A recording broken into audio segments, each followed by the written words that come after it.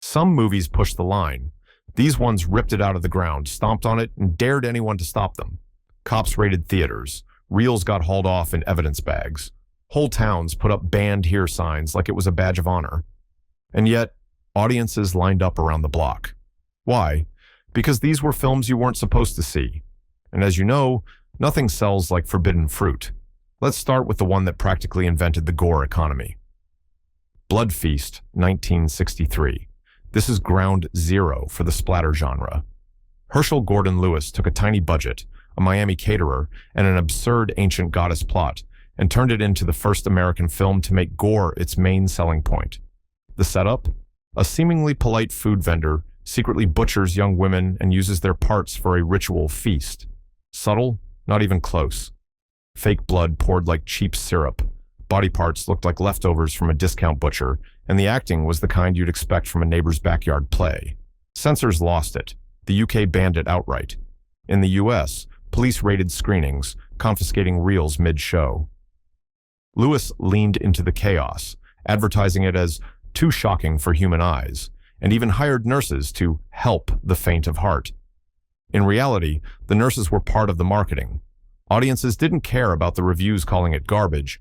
They cared that it was forbidden, and it paid off big, earning over $4 million in grindhouse theaters alone.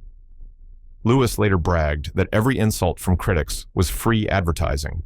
Blood Feast wasn't just a movie. It was the birth certificate of the gore industry, and it made being banned the best business plan in town. Scum of the Earth. 1963. Herschel Gordon Lewis strikes again, but this time without the buckets of blood. Scum of the Earth. Was a roughie, the term for a low-budget, gritty drama about people getting dragged into the sleaziest corners of life. The story follows an innocent young woman drawn into a blackmail scheme run by a corrupt photography ring. As the tension ramps up, the threats and manipulation get uglier, and escape starts to look impossible. The film's realism wasn't because of big-budget sets. It was because they shot in actual rundown locations, with a cast that looked like they'd just walked in off the street. That authenticity hit too close for some city boards. Boston banned it outright. In other states, it passed only after heavy editing, which gutted the pacing, but did nothing to make it less disturbing.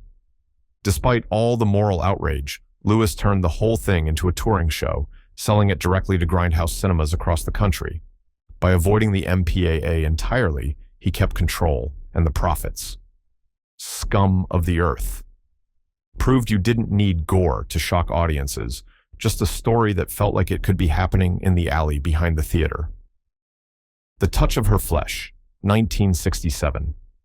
Director Michael Findley, working under the pseudonym Julian Marsh, made this one with his wife Roberta Findley, who was already infamous in underground filmmaking circles. The plot? A weapons dealer catches his wife cheating, storms out, gets into an accident, and wakes up blind, furious, and obsessed with revenge.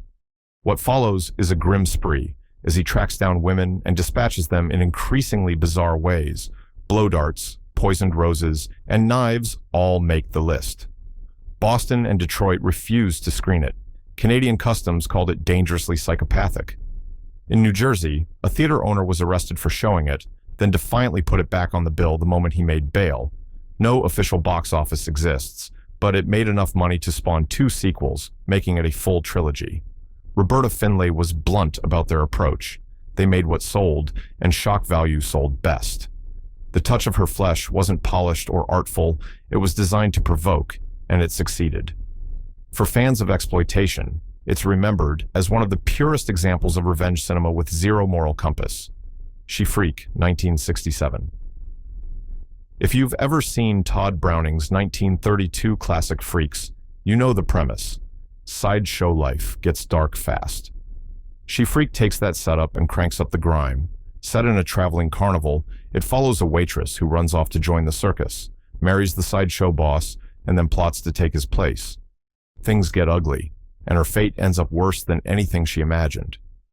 Producer David F. Friedman marketed it as all the guts of the original with more shock per reel. The film used real carnival workers alongside actors, giving it a half-documentary, half-nightmare feel. Critics called it exploitative garbage, But carnival crowds turned up in droves. Censors in the American South hated it. Some towns refused to license it for screening. In others, police hovered near the projection booth, waiting for a reason to shut it down. The Pushback only helped its grindhouse run, and it became a traveling cult hit. She-Freak wasn't just a remake, it was a warning. Mess with the carnival, and the carnival will mess right back. And in exploitation cinema, that's the kind of promise audiences came for. The Black Klansman 1966. Few films of the decade wore controversy like a badge of honor, quite like The Black Klansman. Directed by exploitation workhorse Ted V. Mickles, it told the story of an African-American man who passes as white to infiltrate the Ku Klux Klan after his daughter is killed in a bombing. The premise was a powder keg before cameras even rolled. The movie doesn't pull punches. It's full of tense confrontations, close calls, and moments where the lead's cover is seconds from being blown. Mickles leaned into the danger, shooting in rural areas where, according to the crew, real locals didn't take kindly to the subject matter. Distribution was a nightmare. The film was yanked from theaters in several southern states after protests and threats. But outside the South, it became a grindhouse curiosity. Audiences weren't sure if it was a serious political statement or just another exploitation gimmick, and that confusion sold tickets. Mickles later admitted it was both. It had a message, sure, but the marketing was all about the thrill of watching someone beat the Klan at their own game. Whether you saw it as bold or brazen, the Black Klansman proved that controversy wasn't just a side effect. It could be the headline. The Acid Eaters, 1968. Psychedelic exploitation was rare in the mid-60s, but the Acid Eaters dove in headfirst, and then some. The plot revolves around a group of office workers who spend their weekends at a secret commune devoted to wild, drug-fueled adventures, complete with surreal visuals and strange encounters. Director Byron Mabe shot it on a shoestring, using trippy camera effects, bright costumes, and real-life party settings to mimic the feel of an actual LSD trip. The problem? Police in cities like Chicago and Los Angeles didn't see it as harmless fun. They raided theaters, seizing prints under obscenity laws, and citing its depiction of drug use as dangerous to public morals. Despite the crackdowns, or maybe because of them, the movie became an underground cult favorite. College towns in particular embraced it, screening bootleg copies in basements and campus halls. The Acid Eaters didn't just sell a film, it sold an experience. And for some audiences, getting busted watching it was almost part of the thrill. Aroused, 1966. At first glance, Aroused plays like a hard-boiled detective story. Set in gritty New York City, it follows a private investigator on the trail of a killer targeting women working the streets. But instead of a straightforward mystery, the film slides into something darker, with detours into underground clubs and a seedy underworld most audiences had never seen on screen. Director Anton Holden didn't have the budget for glossy sets, so he shot in real alleys, real apartments, and real night spots, giving the movie an unsettling authenticity. That rawness caught the attention of censors in Ohio, Illinois, and Utah, who refused to license it for screening. Even the poster, a shadowy figure looming over a terrified woman, was banned in some states for being too suggestive. Despite the bans, Aroused did well on the 42nd Street grindhouse circuit, pulling in around $600,000. The mix of detective noir and exploitation grit gave it a different edge from its contemporaries. And while mainstream critics dismissed it, grindhouse audiences appreciated the way it walked the line between thriller and urban nightmare. Mondo Cane, 1963. The original Mondo Cane shocked audiences around the world with its mix of real and staged footage from every corner of the globe. The sequel didn't just repeat the formula, it turned the dial even further. The American cut, distributed stateside, was packed with sequences that blurred the line between documentary and pure spectacle. Audiences were treated to bizarre rituals, extreme stunts, and strange cultural practices that seemed ripped from another planet. Whether every moment was authentic didn't matter. The point was to astonish, to make you gasp or squirm in your seat. And it worked. U.S. censors, however, weren't impressed. New York authorities demanded heavy edits before it could screen, cutting some of the more controversial sequences entirely. Other states refused to license it at all, claiming its blend of fact and fiction was misleading and designed purely to exploit shock value. But in underground circles, the uncut version became a badge of honor. Small theaters and private film clubs screened it quietly, turning each showing into a word-of-mouth event. People didn't just watch Mondo Cane 2, they dared each other to sit through it. The marketing leaned hard into the too real for television slogan, and it paid off. Whether you believed what you saw or thought it was all smoke and mirrors, you kept watching. Mondo Cane 2 proved you didn't need scripted gore or wild plot twists to shock an audience. Sometimes, you just needed to point a camera at the right moment and let people's imaginations do the rest. The Wild, Wild World of Jane Mansfield, 1968, released after Jane. Mansfield's sudden and tragic death, the Wild, Wild World of Jane Mansfield was never meant to be a standard travel documentary. It was stitched together from footage shot during a European trip, mixed with freshly filmed material to fill in the gaps. On the surface, it looked like a glamorous tour, Mansfield visiting chic night spots, high-end fashion shows, and unusual cultural events. But the edit leaned heavily on the most sensational and eyebrow-raising moments, turning what could have been a glossy tribute into an exploitation patchwork. When it hit U.S. theaters, the backlash was swift. Several cities saw the film as an attempt to cash in on her passing, calling it tasteless and opportunistic.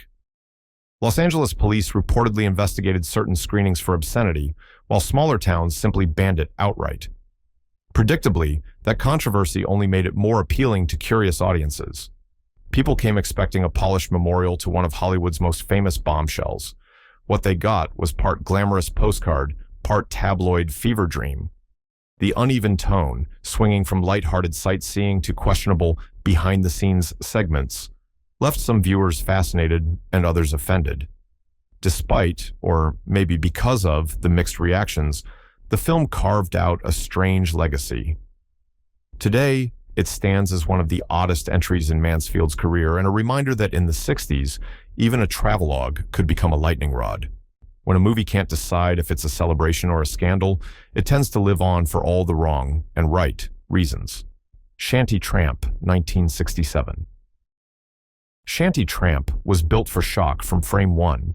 Set in the sweltering rural South, it follows a restless young woman whose constant flirtations and schemes ignite trouble in a small, racially divided town. Every decision she makes fans the flames higher, pulling the community toward inevitable violence, betrayal, and ruin. Filmed on location in Florida, the production used a mix of professional actors and real locals, giving it an unpolished authenticity that couldn't be replicated on a Hollywood backlot. You can practically feel the humidity coming off the screen, see the dust in the air, and sense the tension simmering between characters long before it boils over. That realism became its biggest problem in certain regions. In parts of the Deep South, authorities outright refused to let it play, citing its portrayal of racial tension and what they called a corrupting influence on younger audiences. To censors, it wasn't just a movie, it was a provocation.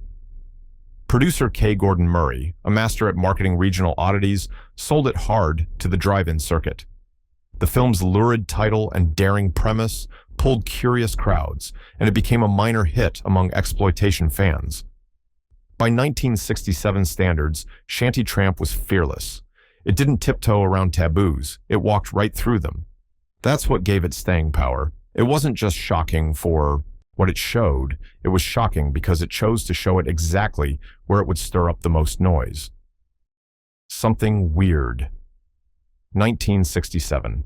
If Herschel Gordon Lewis was the king of gore, Something Weird was his dive straight into the bizarre.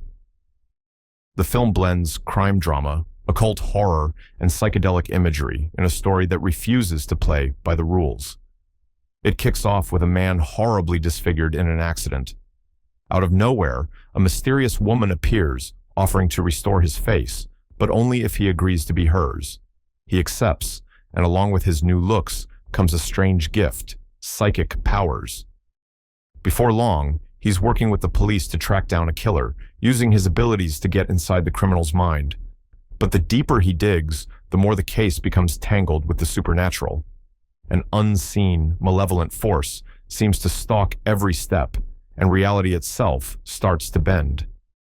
Lewis shot the whole thing with tinted lenses, jumpy camera tricks, and abrupt tonal shifts that made scenes feel like fever dreams. One moment, it's a gritty detective story. The next, it's pure surrealism. Censors in multiple states weren't sure what to make of it.